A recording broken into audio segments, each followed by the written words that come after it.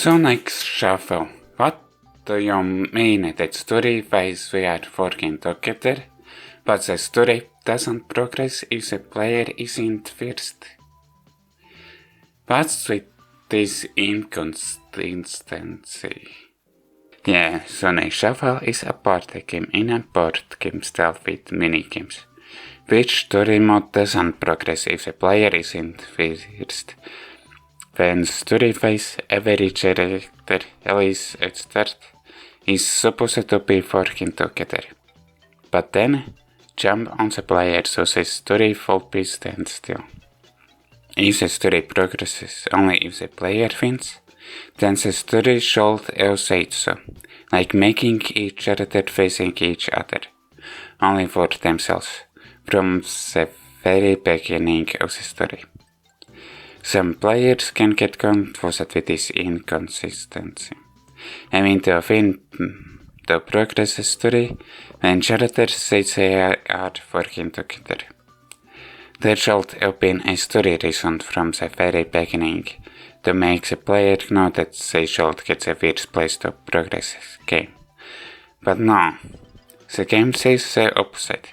Characters working together, but then the game doesn't move the story if the player isn't first. I even restarted the story mode, after not progressing the fucking second part, to change the character and set CPUs on easy. It still is difficult, probably because CPUs can cheat even on easy. Okay, probably the story mode isn't the main point of the game. Probably its multiplayer mode is the main mode, but probably the story mode is needed to be played to unlock some stuff. Hey guys! Yeah! Let's do it! Well, I've got nothing better to do. Hey, leave it to us. We'll help this damsel in distress. No!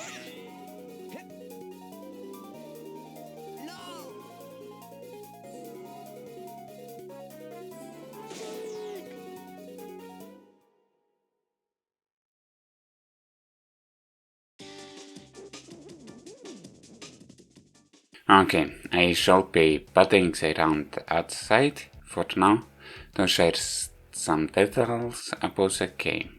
This game was developed by Sega themselves, well, with assistance from Sunsoft, and of course nobody else has published it. Sega themselves published this game, only for Dreamcast.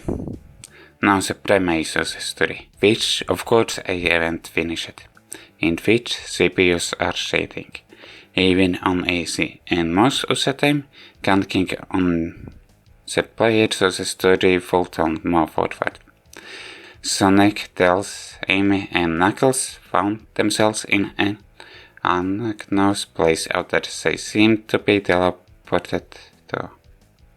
Then Lumina appears to second, explaining that the imaginary fault, a fault from everyone's dreams, is being destroyed, so she asks for the gang's help to get precious stones. So the gang agrees to help, and at least it is implied that they are working together. But then gameplay phase everyone is for themselves, and if the player isn't first, then the story doesn't move forward, for unexplained reason, or at least which isn't explained from the very start of the story. It's the first and only Sonic game where the story happens in a dream world. There isn't any other Sonic games where the story happens in the dream world, or in a dream world. Now the gameplay is a board game, but in which you don't roll a dice, but you use cards for movement or puzzles. You can select either your own cards or select one card from other players. But beware, there is one card that does something, which you might not like, if yourself aren't holding that card. Of course, each eggman cat roulette selects one of his evil intentions, which are mostly negative effects. You need to also get to move closer to a precious stone, which are fixed locations, but that's not all. Before reaching it, you might step on either on ball or event space, or maybe gimmick space for a specific part, other than losing or gaining ring spaces. Balls are against an enemy where you select a card which is the same or higher than what the opponent is, but that is not all. After selecting a card, that number loops up to what you select, and you need to stop as the same or higher number to beat the enemy, for which you get rewarded other battle, getting force travel, which mostly are helpful effects for the player, or for the CPUs for captain.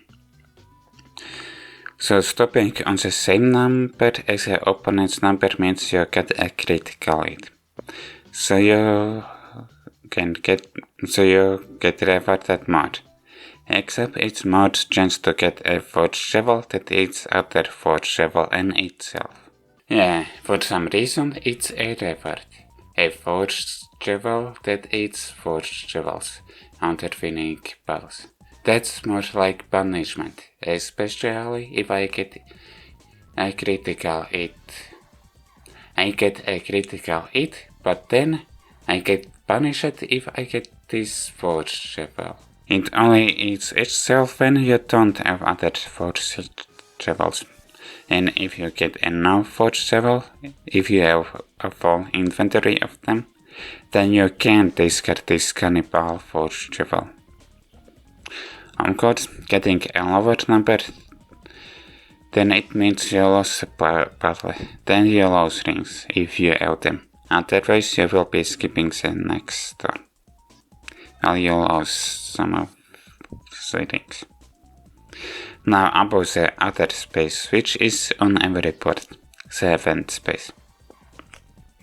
It's a way to access minigames, or generators, or events, or whatever they are called. Actually, how should I review a game full of minigames? Reviewing every minigame? Then again, I haven't unlocked them all, and the video might get really long. Also, it will be difficult to share as little details as possible about spoilers. Then again, I probably already shared some spoilers of the board game itself. So then, maybe I'll leave reviewing Sonic Shuffle minigames for another video, only if I unlock them all, which probably won't happen. With that, I'll try to share overall thoughts about these minigames in this video. Okay, I guess I spoiled some minigames by using game footage of these minigames. Well, of course, there are different kinds of minigames, so then I enjoy some of them, but I don't like others. Some have timers, others don't. Lastly, some seem to favor fun player. Of course, there are all kinds of minigames, like everyone is for themselves, 2v2, and 3v1. And in some 3v1 minigames, players change teams. Well, overall, I can enjoy these minigames, but can get tired when I'm stuck on the second board in the story mode because of cheating CPUs. Now, the second thing from event space. Maybe it's called event, and it's only for the player or CPU who stops on the space. It's a random scenario for the player or CPU, either good, neutral or bad outcome, or having a choice to try to get a good outcome, and if failing to choose right, then it's a bad outcome. These are fine. Now about if you stop, and yes, you need to stop on precious stone space. You don't get it automatically. Of course, you need to believe it's the enemy to get it, and later obtainable precious stones are, say, I get number for the puzzle. Also, each character is a specific ability, like moving double the amount space if using the same number twice in a row, or they have their own specific space on a board, and maybe others. Lastly, assistance themed minigame that randomly happens themed around the board which you are correctly playing. You want a precious stone?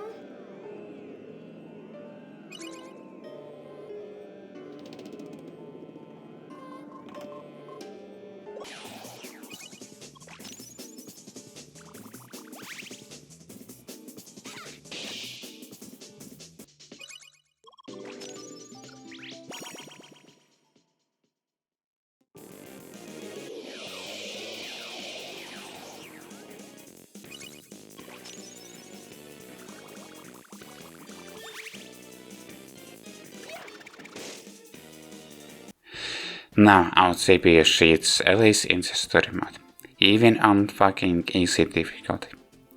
They can see every other player's cards, that includes CPUs, other CPUs. So then they can get a card that they need to reach precious stones, when even taken from other CPU sites.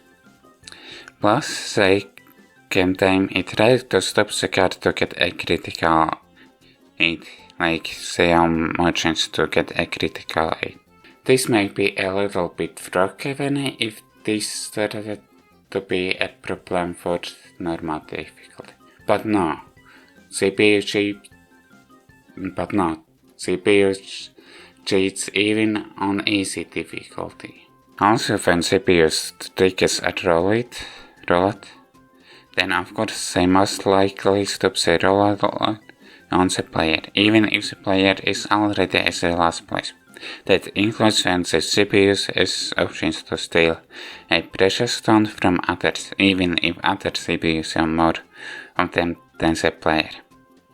For some reason, the game randomly gives an option to CPUs where they can select multiple cards, at least for the ball. But as a player, I haven't got doing that.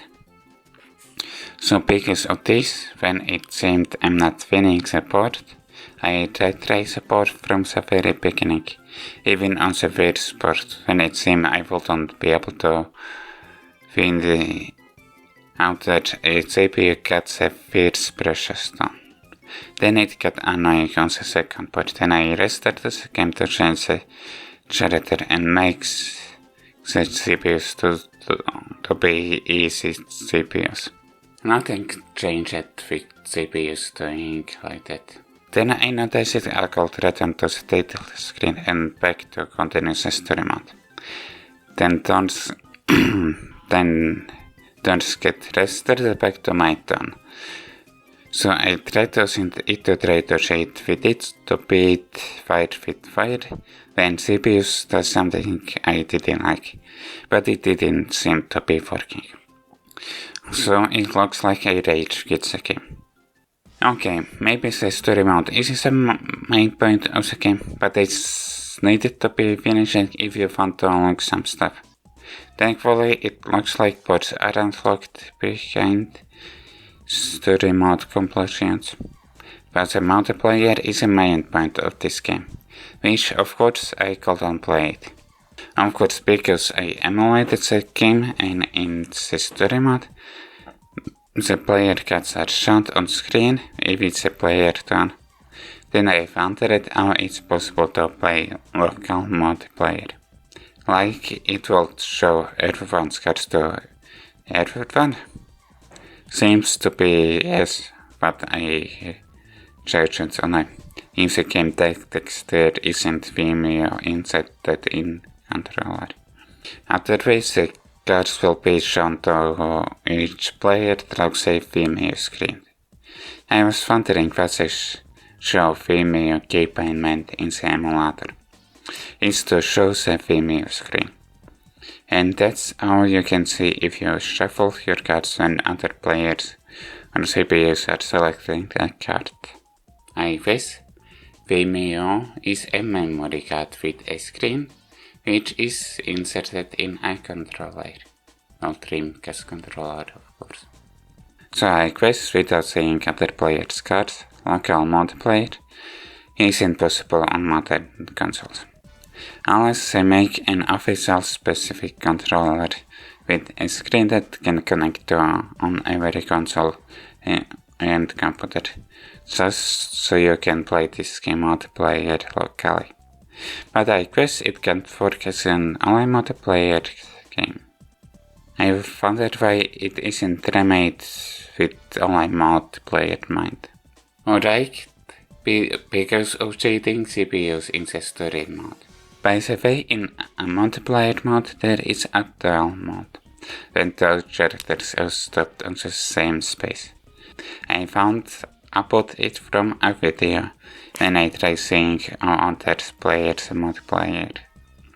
Some played without even seeing their own cards, others were playing with seeing other players' cards, others figured out to share Vimeo screens to other players so they wouldn't see each other's cards when playing rogue emulation. By the way, only some boards are their on-stage zones from previous games. Like Emerald Coast is the same name as a first stage in Sonic Adventure. Firebeard may be a chip level from Sonic Adventure, or maybe a combination of previous game ice ship levels or stage or whatever set there.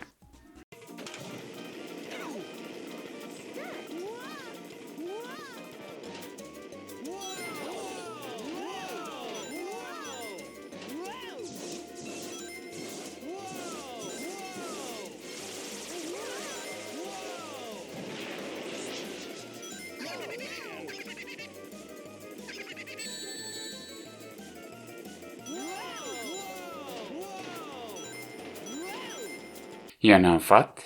I almost didn't make this video, because I had trouble with emulation settings. For the first emulator with the settings I could emulate this game, there were graphical glitches. When trying to play with the settings which were supposed to fix these graphical glitches, the emulator crashed as a game launch. So thinking I would need to play the game with graphical glitches, I thought about putting Sonic series videos on Hiatus until I get a new computer or laptop. So I deleted the footage from that emulator and the emulator itself with the game. After some time I thought about trying this game with a different emulator, for which still had graphical glitches, or less than with the previous emulator, and I couldn't change settings not to them. So of course the video is made as you can see. And I guess because I emulated this game, I guess I could emulate the original Sonic Adventure in which the Chao Garden was implemented for Vimeo. And because Vimeo also was original Chao Garden, they say in later board scaling for Chao is very long and tedious, and needing to keep the game running. And I guess because I didn't experience Chao Garden with Vimeo, that's why I didn't get into Chao Garden. I guess if you have options to play its multiplayer without seeing other players' cards, then it can be a fun game. And of course, which can train friendships. But for the story mode? No. Unless you also will be cheating like CPUs are doing to you even on easy. So far I haven't figured out to cheat with the correct emulator.